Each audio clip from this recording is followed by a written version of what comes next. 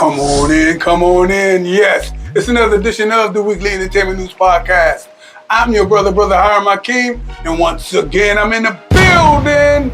Yo, hit that share button, hit that subscribe button. Let somebody know we do this thing every week. Well, we do it multiple times a week, but we're here for you. Now, when you see me, you got to know I represent that Reporter Newspaper Online.com. The Reporter Newspaper itself has been in business for over 50 years, okay? So I'm representing that. And also when you see me, you know I gotta be representing that entertainment news. We do it from a cultural, hip-hop, and we also dabble into some sports. So we do it from a cultural, hip-hop perspective, okay? And you know me, I don't like to keep you, I like to treat you. We're gonna bring up some good news. Well, I guess this is good news. We gotta talk about my man, Jam Master Jay. Okay? Let's go. It looks like the idiots that's responsible for my man's untimely death has pleaded guilty earlier this week. My man Jay Bryant is his name, pleaded guilty. Apparently, the prosecutor said that he was responsible for allegedly allowing or opening the doors for the hooligans and the ruffians to come in and ultimately end our dear brother Jam Master Jay's life. So this guy was intricate in that murder plot against Jam Master Jay. And the fact that he pleaded guilty makes me feel great. You know why? Because he's admitted it. So we finally got some justice for the great Jam Master Jay. I'm going to say big ups to that. Unfortunately, that one hit very close to home with me. As you can see, I'm rocking my Dookie chain for my man in honor of him, all right? Speaking in honor of what's going on, as you can see, I'm rocking, see this? My Superman shirt, okay? It's Free Comic Book Day coming up this weekend. That's right. Some of you guys might be like, what the hell is Free Comic Book Day? It's exactly what it is. You can go to your local comic book shops. Some of you guys might not even know the comic book shops are live and kicking.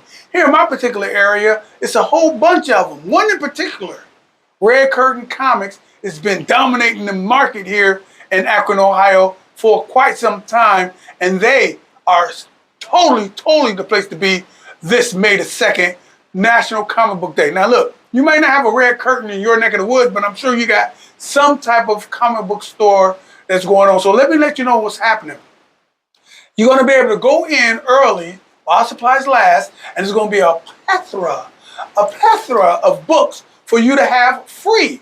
Get some for yourself. Jump in and get in and everything. It is their hope, the industry's hope, that you come in and get these freebies and hopefully get turned out and catch the bite, get a bite bug, get infected with the love of the comic book style. So if you like DC, if you like Marvel, if you like indies like Image, Dark Horse, or whatever the hell is your cup of tea, the Free Comic Book Day is your starting point to jump in and get involved into some absolute Batman, absolute Superman, whatever the hell.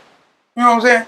You want to definitely check it out. It's a national day geared by the industry, the comic book industry as a whole, to generate a divine interest, okay, into these books, into the movement, into the culture that is, some people call it nerd culture. Well, I'm black, so I'm a blurred, you feel me? Big up to Blur Without Fear. I like watching him too. All right, listen, we're going to get this thing going on, and I got to talk about, we talk sports. I got to talk about the WNBA. Fortunately, I got a specialist in with me. My lovely wife. What's going on, Shar? Hey, you know Auntie Shar in the building. Hey, man, listen, so Angel Reese is doing some preseason things right now with the Dream. The WNBA kicks off pretty soon. Let's talk about what's going on with Angel Reese. She was in the news. Go ahead. Yeah, well, they always got to put out the articles. They always got to come from my niece. And I don't understand, truthfully, why. So, the big thing right now, they're talking about Angel Reese with a post that she put up. And it is her new boyfriend, who is on, I believe he plays for the Magic, if I'm not mistaken. And her old boyfriend, who was Mr. Jalen. Her new boyfriend is Wendell Carter Jr., for those who don't know. Her ex-boo is Jalen, and he plays for the Pistons. Okay, so right now, the Magic is leading the Pistons, I believe, 3-1 in the series. Well, her new boo did a nasty dunk on her old boo, and she posted it on her social media. So you got different individuals, always got something to say. Every little thing that she does, they always got something to say. So they said that she's taunting. So my thing is, and she is taunting. Okay, and hold on. So you're telling me she took a picture of her old boyfriend getting dunked on by her new boyfriend? And it was a nasty dunk too. So that's being petty, but that's what you do, right? And like I said, they can get up off my niece's neck. Because let's not act like this is not the same Angel Reese from LSU that had to let them know their dream girl. And I'm going to say big up to her going to the Atlanta Dream, because she is the true dream girl. But anyway, their dream girl, Caitlin Clark. When Caitlin was doing the Tony Yayo in people's face, and Angel had to let her know, no, boo, it don't go like that. Ayo, ayo. They did a big thing and had something hateful to say about it. Since she's been in the WNBA, every move she make, every step she take, all they do is watch her and have something hateful to say. Angel has let you know out of her own mouth. If she has to be the villain, then that's who it's going to be. Because just like you over there walking Superman, come on, let's just keep it above. Without Lex Luthor, there is no Superman. So without without Angel Reese, there is no Caitlin Clark. And I'm going to just keep it like that. You know what? That's a good point and everything. But she was definitely being petty. But that's who she is. That's who she is. Hey, that's my girl. She was being petty. But speaking about the WNBA, since we talking sports, I want to thank you, baby, for stopping by and helping me out, because I don't like to drop tea. Okay, that was tea. Well, hey. I don't spill tea or whatever the hell y'all be doing. Well, Auntie Shaw always got to let you know what's going on, and I got to give it to you in a factual way, in a relatable way. So guess what? Anytime they dropping that tea on one of my nieces and nephew, I'll just drop on by, baby, and let them know what it is. Well, you live with me, so you ain't got to drop on by. You just come. I'm talking about to the podcast. Oh, okay, all right. Listen, speaking about the WNBA, the WNBA kicks off May the 8th. I got my notes down here. I don't want to mess up.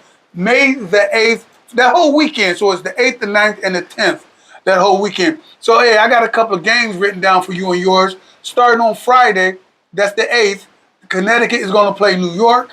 Then Washington is playing Toronto. Golden State is playing Seattle with my girl, Big Flo. You know what I'm saying? Flo J. Johnson going to be doing her song and dance over there in Seattle against Washington. Then, Golden State. Then on Saturday, we got my girl, Asia Wilson's Aces. Okay, I'm going to call her like that. Is fighting, or should I say taking on the lovely Phoenix. And then we got 2 more games on that day, too. But on Sunday, it's a whole bunch of stuff going on. We got my girl, my niece, Angel Reese, with her Atlanta team taking on Minnesota. Then we got Angel Wilson again with the Las Vegas Aces taking on LA. Then we got 3 more games. Okay, so that whole weekend, May the 8th, 9th, and 10th, starting on Friday, the WNBA is back. And my wife is going to have me watching this stuff like she always do. Anyway, speaking about like she always do, like I always do, at this particular time, we like to hear some knowledge you can't get in college when it comes to the Reporter newspaper. The Reporter newspaper, again, like I always tell you, has been in business for over 50 years, narrating our stories, right? So if you're interested in what's happening, or if you're interested in what's happening with black people, not just here in the Northeastern Ohio area, but all across the world, that's in that beautiful continent that we call Africa, and outside in the diaspora, we tell you about what black people is going through, what we're enduring, and some of our triumphs and our shines, okay?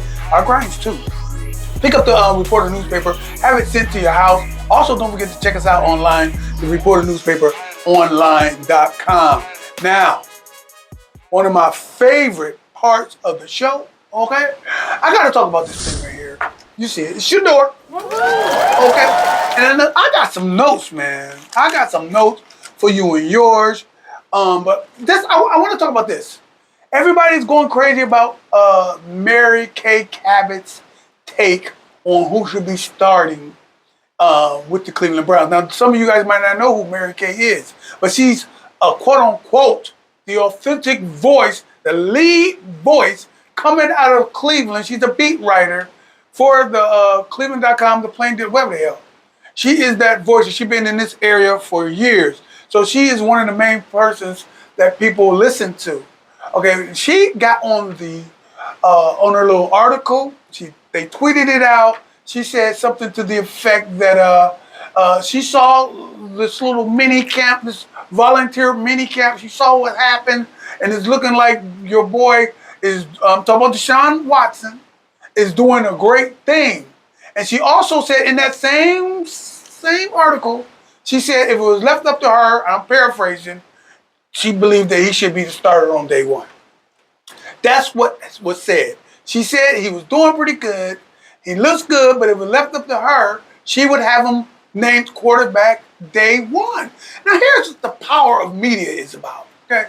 Now since she's the authentic or the quote unquote alleged authentic voice of the Cleveland Browns, okay, people hear what she says and they go to town with it like it's the truth. She didn't say the Cleveland Browns said this. She didn't say that. She said, in my personal opinion, this is me paraphrasing, I believe I will start the guy because he did so good on that little weekend thing that just happened in the shorts and the helmet. I'm going to say it again. They was wearing shorts and helmets. Some receivers wasn't even in the building. Okay, this was volunteer work. And for her to make a statement like that while people are just really meeting and greeting and going over a few things. This is the first time some of these cats met the coach, monkeys, or even been on the premises. So this is a camaraderie thing. For her to make a statement like that, I thought was over the top. Now here's what's really more over the top. Why in the hell am I hearing people from ESPN, I'm talking about main people from ESPN, I'm hearing people like Shannon Sharp, I'm hearing people like the Speakeasy, I'm hearing people all over the place. These are national people who used to be on Fox News, Fox Sports, okay? ESPN, Stephen A. Smith, all these people, they all are saying, they're reading the girl's quotes. I'm talking about Mary Kay's quote, and they're saying what needs to happen as if, you're right, Mary Kay, you're absolutely right. They need to start them. But they're saying it as if it's happening. The sad part is, a lot of people don't understand something. When we're talking about the media, we got to understand the power of it. This wasn't a video she said. She didn't say it in the video. She literally put it in an article and then tweeted it. And it went viral.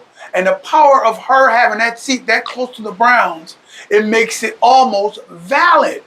To the point now, everybody from Rob Parker to all these different folks saying what they're saying and make it sound like the Browns are definitely going to make this happen because it came from her. Like the Browns is speaking this. Like she's inadvertently speaking for the Browns. A lot of people are saying, wait a minute, hold on. Who is she speaking to be speaking like that? Pause. Who gives a damn who she's been speaking to? We need you guys to understand something in media.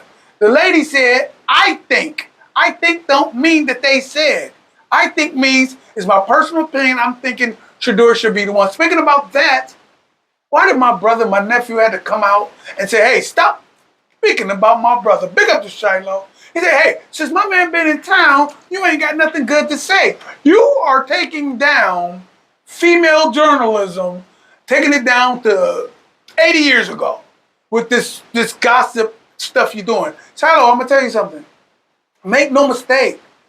Nobody is buying newspapers like they used to do back in the day. This lady is online. Okay, her job is to get clicks, okay? And it's working. I'm gonna say it again. It's working. Everybody's talking about this lady's stuff. She's not gonna get fired. Why? Because everybody's clicking to get her quotes. You feel me? She ain't going nowhere. She's doing a good job. It's just not working in our favor. But that's why I'm employing you and everybody else. Not you, Shiloh, but everybody else who's making these videos. Like this lady is the holder of a voter. Like this lady know what the hell she's talking about from people inside the building, even though we know it's new people in the building. Who in the hell is she talking to? She's not talking to nobody. You got to understand what words mean when it comes to this here media thing. You understand what I'm talking about? And look, I'm a Cleveland Brown fan through and through. But let me see, I don't want to miss nothing. I got to tell you this, man. When it comes to this new media here in Akron, Ohio, Cleveland, Ohio, Northeastern Ohio, you need to be listening to people who understand what's happening and don't put their feelings into their journalism. Now, everybody I'm about to name got some personal feelings connected to the Cleveland Browns, but I don't hear it in their journalism or in their reporting. Big up to my man, Grizzer. I watch him all the time. Big ups to G. Bush. I watch him all the time. Big up to Chef Zay. I watch him all the time. And my wife, Auntie Shar. These people are doing real good journalism. It's not biased. It's actually. I even listen to Rizzo. These are Cleveland people, and I listen to a lot of other people as well. But 92.3. These people are definitely a factor. Hell, even Ken Carmen.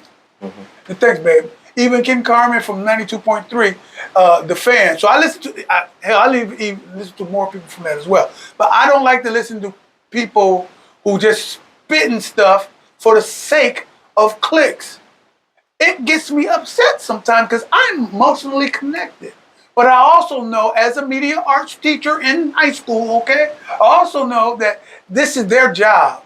Some of these people have premeditated arguments already saying, hey, listen, I'm going to say yay, you say no. That's what our whole show going to be about. I'm going to say it should be Deshaun Watson. You're going to say it should be Shedeur. That's our stick. And they've been sticking it to y'all for a long time, and they're going to continue to stick it to y'all if you ain't listening with an open ear. Listen, I can go on days and days with this thing, but I think I'm pretty much done. You know what I'm saying? I had all these notes when they came out of my style. Listen, until next time, I'm your brother, Armand King. Y'all better feel me before they kill me, y'all. Peace. This has been a podcast from the Mecca Media Social Media Network.